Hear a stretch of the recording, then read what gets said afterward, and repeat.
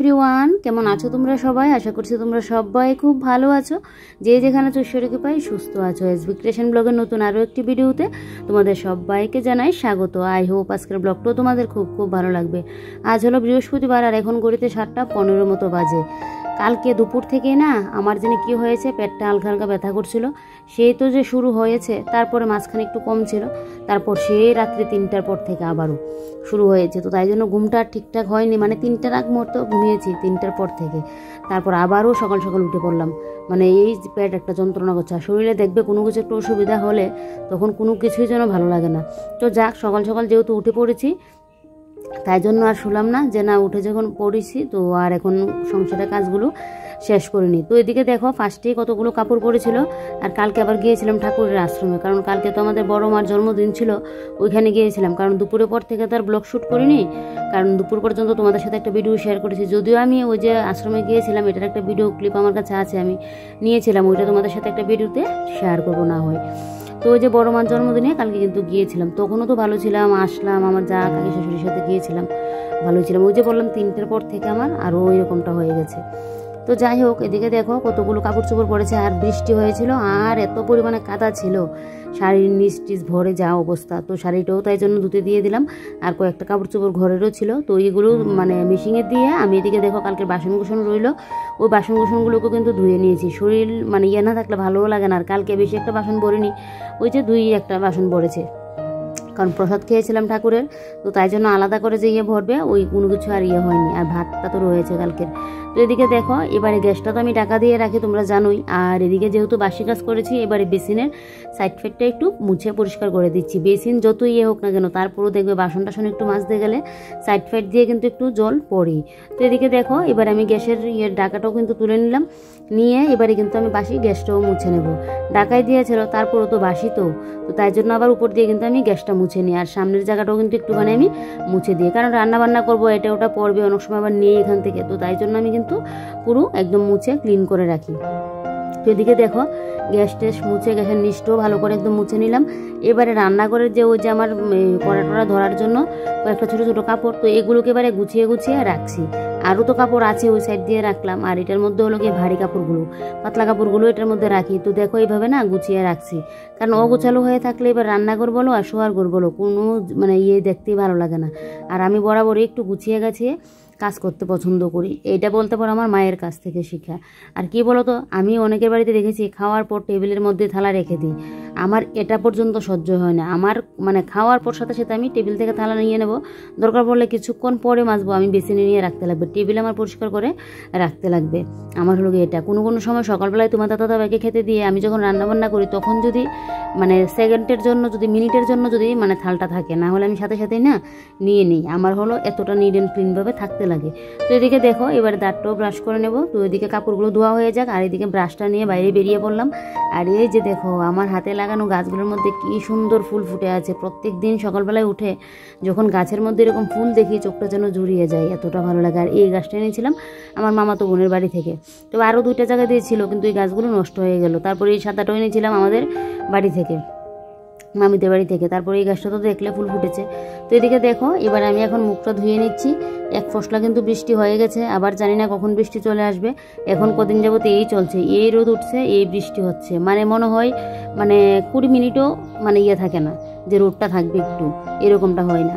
তো এদিকে দেখো তোমার দাদা ভাই তো ঘুমিয়ে আছে, ওরও কালকে আমার জন্য 3টার সময় ওরও আমার জন্য ঘুমটা ভাঙলো। তো সকালবেলায় আবার উঠলাম, ওরও আবার আমার সাথে সাথে। সকালবেলায় তো ভালো মানে একদম সকালবেলায় উঠেছিলাম, তাই তারপর ও ওইদিকে এখন শুয়ে আছে, আর আমি এদিকে উঠে এখন ইয়েগুলো করছি। আর রাত্রে 3টার সময় না পেট ব্যথাটা যেন বেশিই করছিল, জানো তো। সহ্য করার হতে মানে যদি সহ্য করতে পারতাম তাহলে আর বরকে আমি ডাক দিতাম না। আর যেহেতু সহ্য করতে পারছিলাম না, তাই জন্য কিন্তু বরকে ডাক দিয়েছিলাম। আর দুজনেরই ঘুমের হয়েছে। তো যাই হোক, চলো এবারে কাজে লেগে পড়ি। কাজগুলো যতটা তাড়াতাড়ি শেষ করতে পারবো, তাহলে দুপুরবেলায় একটু আমি রেস্টও করতে পারবো বেশিক্ষণ। তো এদিকে দেখো এবারে মুখ টুক মুছে এবারে তো চলে আসলাম রান্নাঘরে। মুখটুক মুছে কি রান্নাঘর থেকে তো আমার দিনটা শুরু হয় বলো। আর আমার মনে হয় বেশিরভাগ মহিলাদেরই দেখবে আমাদের রান্নাঘর থেকে যেন সারাটা দিন মানে বেশিরভাগ সময় রান্নাঘরেই কেটে যায়, আর রান্নাঘর থেকে যেন দিনটা শুরু হয়। তো এদিকে দেখো ভাতের হাঁড়ি বসিয়ে দিলাম, আজকে একদম সকাল সকাল রান্নাবান্না করে নেব। তো এদিকে এই যে ভাতের হাঁড়িটা বসিয়ে এবার এদিকে এখন গ্যাসটা জ্বালিয়ে দিচ্ছি।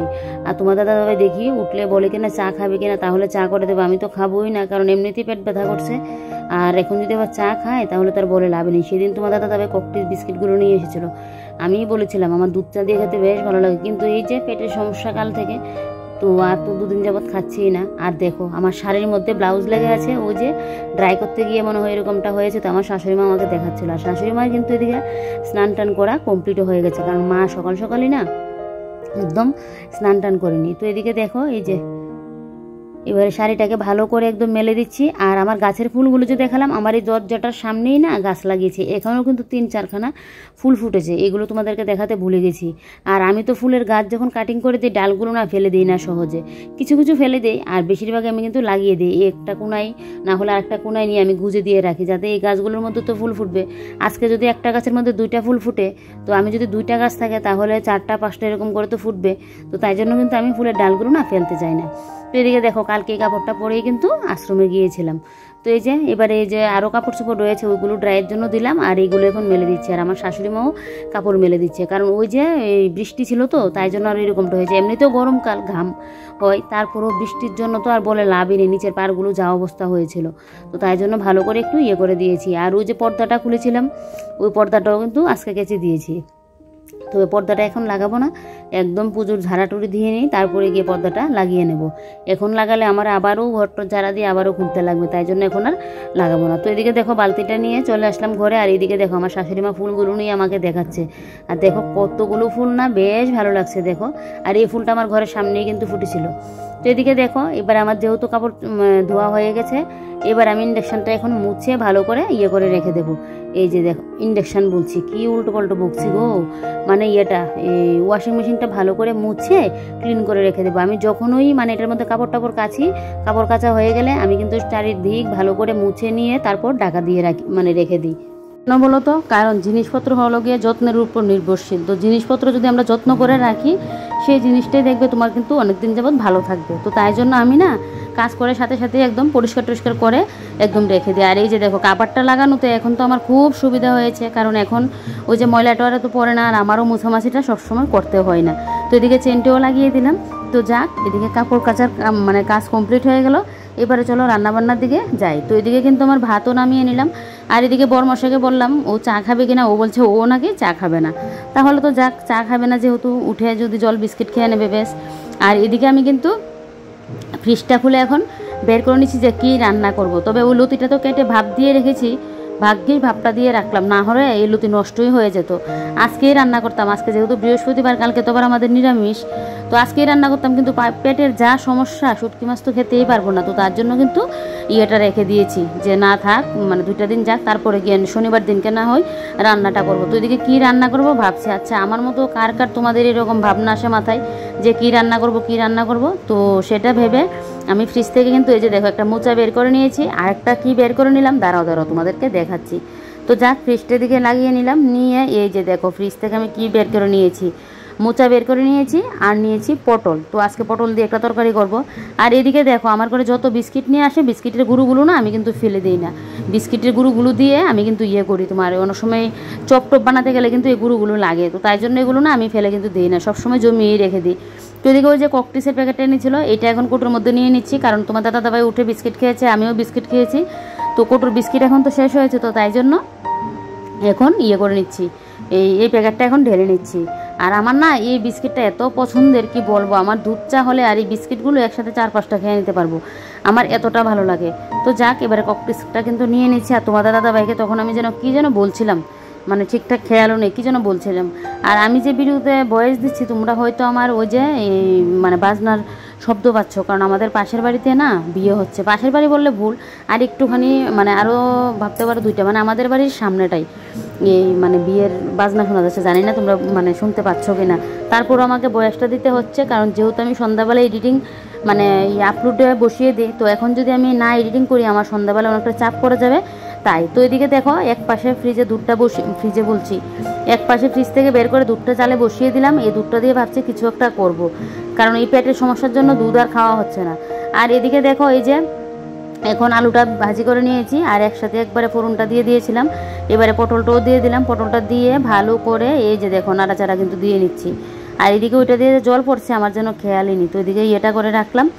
আর এদিকে দেখো পটলটাকে ভালো করে একদম কিন্তু নাড়া দিয়ে এবারে ঢাকা দিয়ে দিলাম। আর এই যে দেখো দুধে কিন্তু আমার জালও উঠে গেছে। এবারে কিন্তু আমি এখন দুধটা নামিয়ে নেব। এই যে দেখো, কারণ দুধটা যেহেতু জাল উঠেই গেছে, মানে হালকা আছে করে দিয়ে রাখলাম। আর এদিকে দেখো এই যে আমার আলু, তারপর পটল আর সয়াবিন দিয়ে আজকে একটা নিরামিষ তরকারি করবো, একদম কম তেল মশলায় আজকে না রান্নাবান্নাটা করছি। এদিকে আবার আমার ঠাম্মা দিয়েছিল চালতা, সেদিন আমি বাপের বাড়িতে গিয়েছিলাম, ঠাম্মা আবার চালতা দিয়েছিল। তো একটা চালতাই তো আরও বেশ কয়েকটা হলে ভালো ছিল, তবে থাকতে পারলে ঠাম্মা আরও কয়েকটা দিত। আর বাজারে উঠলে তো বাবু ও দেয়, এমনি তো বাবু পাঠাবেই অন্য সময় সবজি টবজি পাঠালে। আমার তো চালতা খুব ভালো লাগে খেতে। তা আমাদের নাকি মানে আমাদের বাড়ির আরেকটা গলি দিয়ে নাকি গাছের মধ্যে এত পরিমাণে চালতা হয়ে আছে, আমি তো ওই রাস্তাটা দিয়ে আর যাইনি, না হলে তোমাদেরকে কিন্তু চালতাগুলো দেখাতে পারতাম, আমিও আরও কয়েকটা নিয়ে আসতে পারতাম। যেহেতু একদিনের জন্য বাড়িতে গিয়েছি তাই জন্য আর বেরোনো হয়নি। ওইখান থেকে নাকি ঠাম্মা নিয়েছিল, তো আমার বোনকে একটা দিয়েছে, আমাকে একটা দিয়েছে, ঠাম্মার জন্য নিয়েছে 2টা। তো এই চালতাটা আনার পর থেকে কবে ধরে ভাবছি এটাতে কিছু একটা করবো, তো তাই জন্য ফাইনালি আজকে কেটে নিচ্ছি। তোমার দাদাভাই বলছে আজকেই করে নেওয়ার জন্য। তো চালতাটা দিয়ে না আমি কিন্তু করবো, একটু আচার বানিয়ে রাখবো। আমার তো চালতার আচার খেতে কতটা যে ভালো লাগে বলে বোঝাতে পারবো না, কিন্তু এখন খেতে পারবো না এই পেটের সমস্যার জন্য। ওই যে এখনও যে আমি কাজগুলো করছি, আমার কিন্তু পেটের এই মানে নাভির জায়গাটা যে হয় ওই জায়গাটা কিন্তু হালকা হালকা আমার ব্যথা করছে, আর বারে বারে আমার টয়লেটে যেতে হচ্ছে, এরকমটা হচ্ছে। তো জানি না পেটটা যে কবে ঠিক হবে বুঝতে পারছি না। আর এদিকে দেখো চালতা কাটতে গেলে কিন্তু অনেকটা ঝামেলা। একবার জানো তো আমি অনেক আগে আমার মনে আছে চালতা কাটতে গিয়ে, চালতা খেতে গিয়ে আমার হাত কেটে ফেলেছিলাম, আর কী পরিমাণে রক্ত বেরিয়েছিল। তারপর থেকে চালতা কাটতে গেলে যেন আমার একটা ভয় ভয় লাগে। তো যাক, চালতাটাকে তো ফাইনালি কাটতেই হবে, ভয় লাগলেও হবে না, ভয়কে জয় করেই নিজের কাজগুলো করতে লাগবে। এখন আমি কাকে বলবো বলো চালতা কেটে দেওয়ার জন্য। আর এদিকে দেখো চালতা কেটে নিয়ে ভাপে বসিয়ে দিয়েছি। আর এদিকে আমার আলু পটল সয়াবিনের তরকারিটা হয়ে গেছে। আজকে একদম কম তেলে রান্না করেছি, আমি তো কম তেল দিয়ে না রান্না করতে পারি না। আর এমনিতে তো কম তেল মশলা খাওয়া কিন্তু খুবই ভালো, শুধু আজকে শরীর ভালো না বলে তা কিন্তু না, সবসময় কম তেল মশলা খাওয়া কিন্তু ভালো। তো এদিকে দেখো আমার আলু পটলের তরকারি কিন্তু হয়ে গেছে। আর এই যে দেখো কেন আমি এই জায়গাটা মুছে রাখি, ওই যে তরকারি নেওয়ার সময় অনেক সময় পড়ে তো তাই। তো এদিকে আলু পটলের তরকারিটাকে জায়গা মতো রেখে এদিকে তো একদিকে আলু বেগুন ভাজি বসিয়ে দিয়েছি, আজকে আলু বেগুন ভাজিও করব। আর মোচাটা সেদ্ধ করে রেখে দিয়েছি, মোচাটা দেখি রাত্রিবেলার দিকে বড়া বানাবো। আর এদিকে চালতার আচারটাও করে নেবো। তো তার আগে ভাবলাম যে না আমি ফাঁকে এদিকে আমার আর টুকিটাকি কাজগুলো শেষ করে নিই। তো এদিকে দেখো ফ্রিজটা পরিষ্কার করে নিচ্ছি। আর তোমার দাদাভাই গেল বাইরে, আর আমি এদিকে তোমার দাদাভাই ফোন এসেছিলো, ও আমি তোমার দাদাভাই আবার ফোনটা ধরলাম, ও আবার এদিকে আমার ঘরের ডাস্টবিনগুলো পরিষ্কার করতে নিল। তো এদিকে দেখো ফ্রিজটাকে ভালো করে সাইড ফাইডগুলোকে মুছে নিয়েছি, নিয়ে এক্ষুনি দেখবে কি একটা কাণ্ড ঘটে যাবে। এই যে দেখো কাবারটা তো আমি এখানে মানে সেদিন এনে পেতেছিলাম, আর একটা কাবার ছিল, তুলেই দেখি এরকম সাদা সাদা সাদা সাদা গুঁড়ো পড়ে আছে। এটা দেখে আমার মাথাটা পুরো নষ্ট হয়ে গিয়েছিল। তো যাক, এটা আর পাতবো না। ওই যে পঞ্চের মতো এগুলো কি দেওয়া থাকে, এইগুলো না একদম মানে যখন অনেক দিন মানে কাঁচা ধোয়া করবে তখন এরকম হয়ে পড়ে। এটা তো আমি আর পাতবই না, মাঝখানের জায়গাটা রেখে সাইডগুলোকে কেটে বাদ দিয়ে দেবো। আর এদিকে দেখো এবারে ফ্রিজটাকে ভালো করে মুছে আবার পরিষ্কার করে নিচ্ছি, কারণ সাদা সাদা এগুলো পড়ে আছে, তো এগুলো না মুছলে আবার হবেও না। তো এখানে ভাবছি আমি আরেকটা কাবার পেতে নেব, আরেকটা কাবার পেতে জিনিসপত্রগুলো রাখবো, কারণ খালি অবস্থায় যদি এভাবে রাখি না তাহলে প্রত্যেক দিন আমাকে জিনিসপত্র নামিয়ে মুছামাছি করে রাখতে লাগবে। একদিন ভাবছি তোমাদেরকে দেখাবো আমাদের ঘরে যে কী পরিমাণে আমার ঘরে ধুলোবালিটা পড়ে, কারণ এমনিতে তো কাপড় থাকলে বোঝা যায় না, কিন্তু খালি অবস্থায় থাকলে তো তোমরা বুঝতে পারবে, তাই বলছিলাম। তো এদিকে দেখো এখন আপাতত এই কাবারটাই পাতলাম, পরে না হয় দেখি আরেকটা কাপড় পেতে দেবো। তো এখনই কাপড়টাই কিন্তু পেতে দিয়ে রাখলাম। আর দেখো সাইড ফাইডগুলোকে ঠিকঠাক করে নিয়েছি। পানের মশলাও নেই, কারণ মশলাটা মার জন্য নিয়ে গিয়েছিলাম, এখানে শুধু সুবাড়ি আর চুনটা আছে, পানও নেই মশলাও নেই, মশলাটা বানাতে লাগবে। আমি তো পান এমনিতে খাই না, মাঝে মধ্যে যদি ওই যে আমাদের বাড়ি থেকে দাঁত ব্যথার সময় পান খেয়েছিলাম, ওই তখন থেকে বাড়িতে এসেও যখন মানে ইচ্ছে হলে অনেক সময় খাওয়ার পর মুখটা যেন কীরকম হয়ে আছে, বিশেষ করে মাছ খাওয়ার পর একটা আমার বমির ভাব যেন হয়ে থাকে, তখন গিয়ে আমি পানটা মুখে দিই। আর এদিকে দেখো ফ্রিজের উপরটা সাজিয়ে নিলাম। আর এই যে দেখো স্পেশাল চালতার আচার। তো এদিকে দেখো এবারে কিন্তু আমি এই যে ভাজা মশলাটা সবসময় তো আমার ঘরে করাই থাকে, এটা ভাজা মশলার উপর দিয়ে দিলাম। তো এদিকে এবারে আরেকটুখানি করলে কিন্তু নামিয়ে নেবো। তবে হ্যাঁ চালতার আচারটা কিন্তু দিয়ে করেছি, তোমার চিনি দিয়ে করেছি। আর একটুখানি একটা চালতা কতটুকু হয়েছে, এটা আমরা যদি বর বউতে খাই না একবারই শেষ হয়ে যাবে। তো যাক, আমি তো খাবো, আমার জন্য একটু রেখে দেবো। আর যে মানে একটুকুনি না আচার হয়েছে, তবে কিছুদিন আগে বড়ির আচারটাও করেছিলাম, বেশ ভালো হয়েছে। মায়েরটা নাকি শেষ হয়ে গেছে, আর আমারটা আর একটুখানি আছে, কারণ আমি তো বেশি মাকে দিয়ে দিয়েছিলাম, একটুখানি আমার জন্য রেখেছিলাম।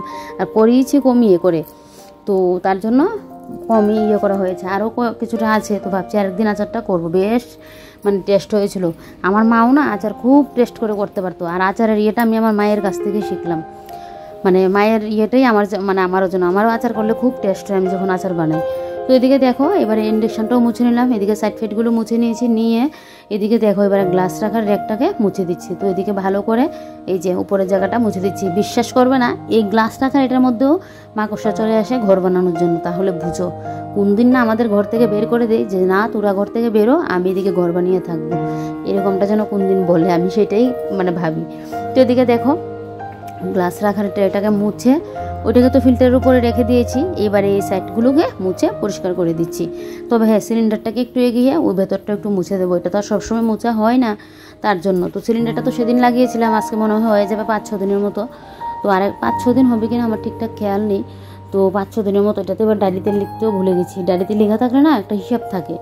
তো 1 মাস গেলে আবার বলবার একটা ঘরে যেন নিয়ে এনে রাখে, কারণ আমার তো আবার তোমার গ্যাস না থাকলে আবার এই অবস্থা খারাপ হয়ে যায়। ইন্ডাকশানের মধ্যে বাসনকুসন তো আর সব রকমের নেই, যেহেতু আমি ইন্ডাকশানের মধ্যে রান্নাবান্না করি না, সেই রান্না করতে গেলে আমার মাথা যেন গরম হয়ে যায়। একদিন ঠিক আছে, 2-3 দিন হলে তো বেশ মাথা পুরো মানে হয়ে যায়।